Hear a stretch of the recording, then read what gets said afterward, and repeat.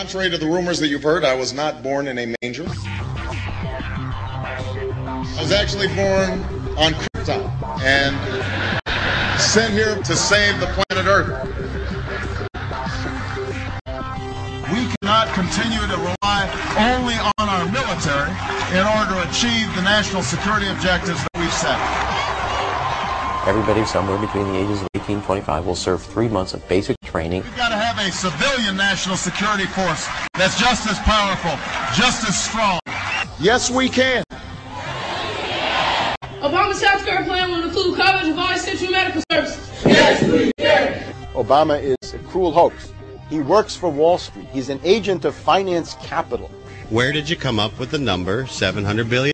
Here's the Treasury spokeswoman's quote. It's not based on any particular data point. We just really wanted to come up with a really big number. To Democrats and Republicans who've opposed this plan, I say, step up to the plate. A few members were even told that there would be martial law in America if we voted no. Secretary Henry Paulson is no George Washington. I don't think anyone questions, Mr. Kashkari, that you're working hard. Our question is who you're working for. Obama pledged that he would resume the Security and Prosperity Partnership talks between Mexico and Canada that President Bush initiated.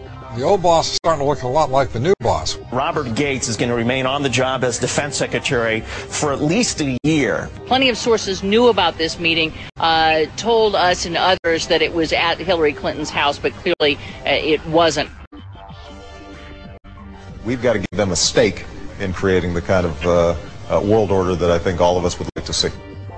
We see you causing a depression so you can blow out the economy and consolidate it and bankrupt it. We know that you are enemies of free humanity, and we are here standing against your tyranny.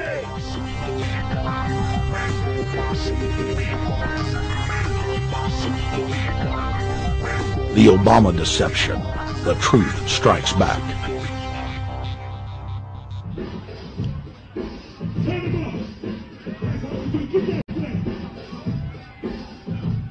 Barack is like the manager of Burger King. All presidents are, including Bush. It's like this. When your fries are cold, if your burger is not done right, you go back to Burger King, America, or your government, and you say, my burger's cold. I want new fries. First, you go to the cashier. That's the courts. You argue to the courts. The courts, if you can't get no justice with the cashier, you say, let me see the manager. I want to go to the Supreme Court. I want to see the president. The manager comes out. Hi, what can I do for you?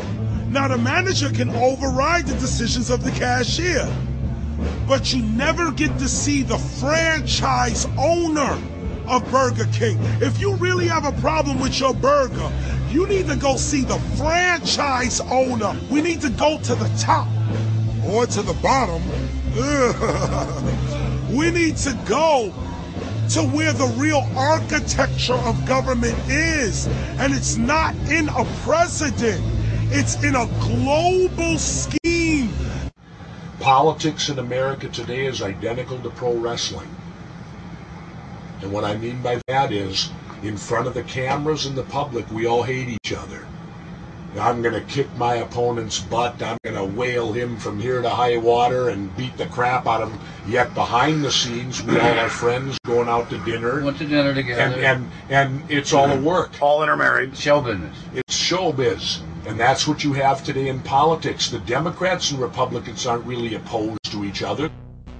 Left and right mean nothing. The only thing that counts is, are you working for Wall Street or you're trying to defend the people against the financiers? It's pretty obvious that there's some gigantic financial institutions that have been pulling the strings of politicians in this country for a long time. And just the fact that we have it set up where they can donate millions of dollars to these guys' funds, these guys' campaigns. I mean, how do we not expect it all to go bad? America in 2009 was desperate for change. The past 8 years had been a disaster. Those weapons of mass destruction got to be somewhere. Maybe under here.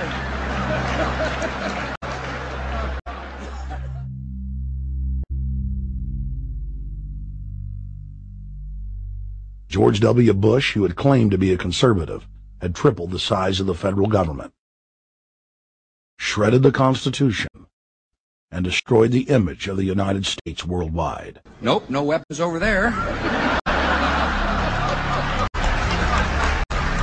Endless wars, over 1 million dead Iraqis, and more than 5,000 dead U.S. troops. The Patriot Act, warrantless domestic wiretapping and spying, the end of Posse Comitatus, the rise of the treasonous North American Union, a deepening recession sliding towards total economic collapse. These factors and other abuses had the American people in a state of panic for their future and the very existence of the United States. The elite were in trouble. The people were beginning to see through their facade, past their front man, and to the ruling elite behind the throne. For the first time in U.S. history, both parties were universally hated. Congress had a 9% approval rating. The globalist agenda had stalled. And then, onto the scene came a man who promised change. Change we could all believe in. Barack H. Obama promised to end the war and bring our troops home fast. He pledged to uphold the Constitution and to stop the federal government from spying on the American people. Candidate Obama told American workers that he was going to get them out of NAFTA and GATT. And he's already breaking those promises. In this film, we will prove that Obama says one thing and does another, and that he works for the very same elite interests that Bush served, the very interest engineering the financial collapse and formation of a dictatorial world government. This film is not about left or right. It is nonpartisan. Our past documentary films are among some of the most damning indictments of George W. Bush and his administration that have ever been made. If humanity has any hope of effecting real change for the better, it will not come from the Madison Avenue false reality makers who have cast Barack Obama as the savior of the world. To alter our course from tyranny to liberty, to defeat the corrupt elite, we must get past the puppets and confront the real power structure of the planet. Now we can see a new world coming into view. A world in which there is the very real prospect of a new world order. Webster Griffin Tarpley is an accomplished geopolitical analyst and historian. Among his scholarly works are the unauthorized biographies of George Herbert Walker Bush and Barack Hussein Obama. Since Bush the elder made his speech at the United Nations back in September of 1990 talking about the New World Order, I think I've become confused about what's actually going on in the world. The New World Order is a more palatable name for the Anglo-American world empire. It's the planetary domination of London, New York, Washington over the rest of the world. It's hard to get people to join that or think they have a part in it if you call it the Anglo-American world empire. If you call it the New World Order, then people in India or someplace like that or the European Union might think, well, there's something in that for us too. But that's not what it is. It's the Anglo-American New World Order. It's really the old world order. It's the British Empire morphing into the American Empire. The U.S.-British world empire is what you're going to get. Combines of powerful men have always battled with each other over the levers of power. Gerald Celente is recognized as one of the world's foremost trends forecasters and is the founder of the Trends Research Institute.